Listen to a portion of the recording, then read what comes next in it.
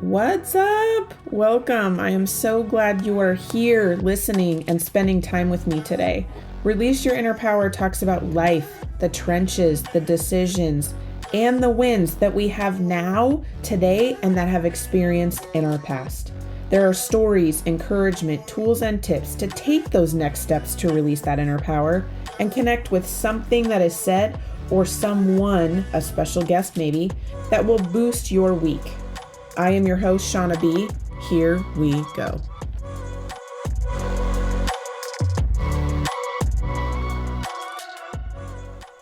Welcome back to Release Your Inner Power and Boost Your Week with Ignited Decisions, the podcast where we tackle life's challenges head on and find practical ways to bring more ease and joy back into our lives. I'm Shauna B, your host, and today we're diving into a topic that hits close to home for so many of us. Letting go of control to gain back more time. What's that you say? Letting go of control to gain back more time. If you've ever felt like there's just not enough time in the day, or like you have to do everything yourself to make sure it's done right, this episode is for you.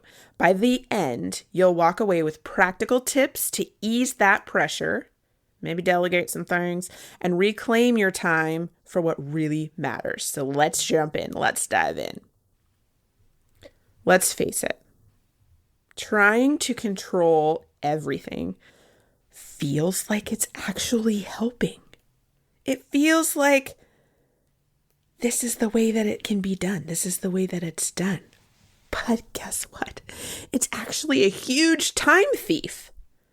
When we micromanage tasks, avoid delegating anything, giving other people those tasks, or totally obsessing over the details, we burn so much energy and rob ourselves of important time that we could be spending on things that we love and that make us happy and that really, really lights us up and moves us to where we want to be. I used to think that doing all of the things, checking all of the boxes, being in control of everything made me more reliable. But in reality, it just left me totally exhausted and then starting to be resentful, right? For example, I remember planning my kid's birthday party one year and I was like, no, I'll do it. No, I can do that. Doing every little thing myself, from like making the cake to, making decorations, doing the decorations, setting them out a certain way, doing little things just like this and that. And then by the time the party rolled around, I was so tired and stressed out to actually even enjoy the party. Anyone else? Anyone else feel like that sometimes, right? The need to control often comes from a fear, like maybe fear for failure, fear of others not meeting expectations, fear, or maybe even fear of judgment. But the truth is that control is kind of like an illusion, like smoke and mirrors, right?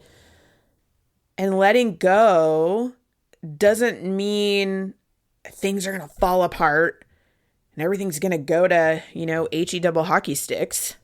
It means that you create space for others to step up and for you to be able to breathe and take a second and relax. So what are some benefits of letting go? Here's what happens when you let go of that control, or when you just let go. You free up so much mental and emotional energy.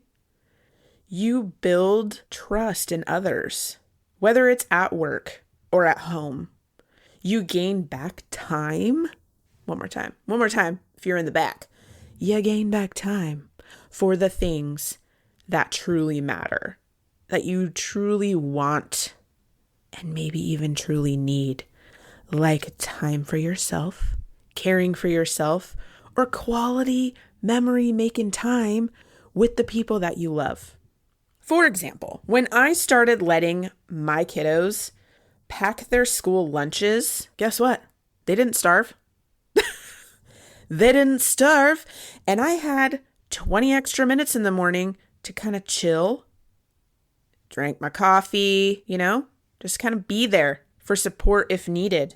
Small changes like that can make a huge difference to your day. Huge difference to your day. I want to share with you 5 practical tips to let go of control. Just to let go. 5 practical tips to let go. Tip number 1, delegate with trust. These are all like stick a toe in tips, but I want you to try them. So start small. Pick one task that you usually handle, a smaller one, and hand it off to somebody else. Be clear about the outcome, but resist the urge, my friends, to micromanage, to say how it should be done. Be clear about the outcome, resist the urge to micromanage. For example, if you ask somebody to, whether it's your kiddo, your partner, a friend, mom, I don't know, to load the dishwasher, just let them load the dishwasher. Just let them do it. Let them do it their way. Even if it's not your way, even if it's not going to fit all the dishes in right, even if you're like, man, I could have got 10 more dishes in there. It's okay. It's going to be okay because the dishes are still going to get washed. Just let them do it because guess what? You're releasing yourself from that. More time, more clarity, more energy, right? That's the goal.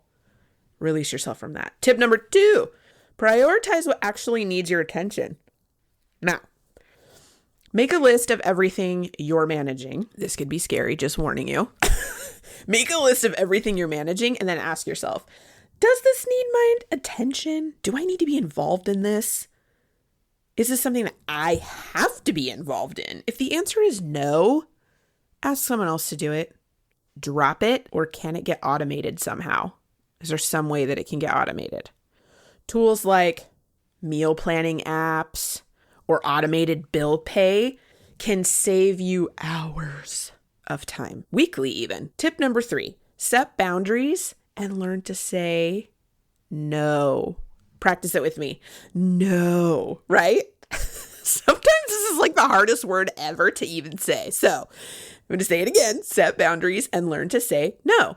Every yes to something is a no to something else. So practice saying no to commitments that maybe aren't really in your priorities or not really what you want to be doing. A simple phrase like, thanks for thinking of me, but I can't take that on right now, is an awesome way to let it go and set those boundaries and say no nicely. Tip number 4, embrace imperfection. Perfectionism is the enemy of time, my friends. The enemy of time. It will come and steal all the minutes from your life. Accept that done is better than perfect. Give yourself permission to let good enough be good enough. Okay? Tip number 5, schedule time for yourself. This one is so huge, humongous.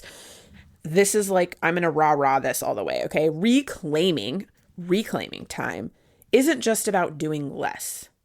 It's about using that time wisely. It's about blocking that time out on your calendar for rest, hobbies, connecting with loved ones. It's like a non-negotiable appointment. Treat it that way. Treat it like a non-negotiable appointment, okay? Letting go of control is a process. Stick a toe in, decide, okay, I'm not saying it's going to be easy and you're just going to, oh yeah, I'm going to delegate this and I'm going to have them do it their way and it's going to be easy. If you're used to jumping in, if you're used to doing that, you may not even realize control is happening or micromanaging is happening. That's okay. That's totally okay. Notice what you're noticing, right? I want you to start small. It's not like a flip the switch, I'm good, letting go, do. That's not how it works. Start with one small change. Maybe it is delegating somebody to load the dishwasher or even empty the dishwasher, or skipping one chore, just skipping it. Or, maybe it's like asking, I don't know about you guys, but one of the things that's really hard for me was asking the kiddos to fold the towels. And you're like, oh, so many more towels could fit in there if it was folded like this. But guess what? They're folding towels. I don't have to fold the towels. So I would tell myself, walk away, walk away, walk away. You don't have to fold the towels. And I'd walk away. And guess what? I had one less chore to do. And eventually it was fine. But it took me a couple times practicing to walk away. It's sitting with being in that like discomfort, right? Of not fixing it, of not doing the thing. But then once you practice walking away and kind of like razzing yourself about it, like it's going to be fine. We're all going to have towels and it's going to be great. It's like you notice that, guess what? The world's not going to end and everything is fine. It's totally fine. And I had more time for myself. I had more time for myself, right? Ask yourself this. What is one thing I could let go of this week to create more time for what I really want to do or what I love? And then think about your answer. Think about your answer for a little bit and then make it happen. Make it happen. Sticking a toe in, noticing what you're noticing, starting with one small thing of letting go. Letting go. If this episode is speaking to you, here's my challenge. Pick just one thing this week to let go of. It could be asking somebody else to do a task, saying no to an obligation, or simply allowing yourself to rest when you would usually just push right through.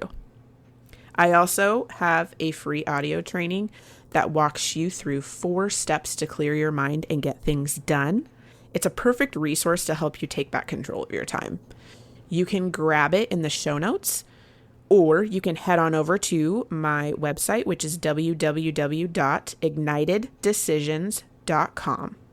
If you found this episode helpful, share it with a friend who might need a reminder to let go and live a little bit lighter. Oh, yeah. And I want you guys to go check out my website. As I said, www.igniteddecisions.com. There is a workshop coming up this month and next month that is going to help you notice where the change is. If you want change, where do you even begin? How do you even start? I want, 2025 to look differently. It's never too late to start. And sometimes it's really hard with all the busy and the to-dos and everything going on to even know where to begin. That workshop helps you get there and helps you come up with steps to take along with some tools in your toolbox to make that happen for you in 2025. So remember, letting go doesn't mean losing control. It means gaining your freedom. Gaining your freedom. Having more time for you. See you next week, my friends.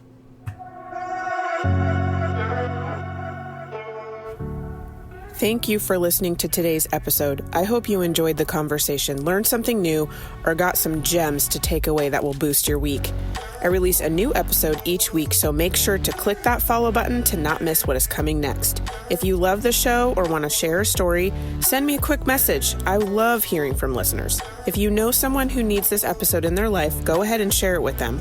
I'm sure they would love you for it. If you are looking to connect more, check out the show notes for all the social links, my website.